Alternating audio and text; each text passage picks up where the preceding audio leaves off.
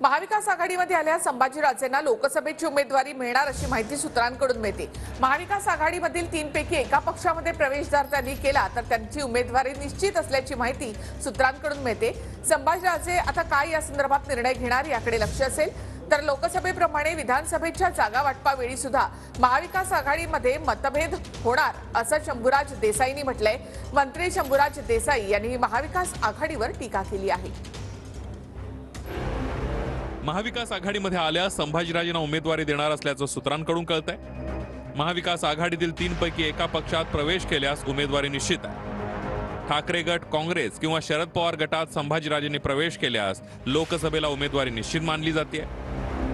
महाविकास आघाडीतील 3 पक्षांच्या नेत्यांमध्ये एकमत झाल्याची माहिती आहे। लोकसभेच्या जागा वाटपाच्या संदर्भामध्ये महाविकास आघाडीमधले जे घटक पक्ष आहेत, विशेषतः महाराष्ट्रामध्ये काँग्रेस पक्ष आणि उभाटा गट यांच्यामध्ये जी चर्चा सुरू आहे, जी आता आपणच सांगितलं की 8-9 जागांवरती त्यांच्यामध्ये मतभेद निर्माण झालेले आहेत। म्हणजे 8-9 जागांवरती दोघांनीही दावा सांगितलेला आहे। हे होणारच होतं। म्हणजे आता लोकसभेला 8 जागांवर झालं, 9 जागांवर झालं।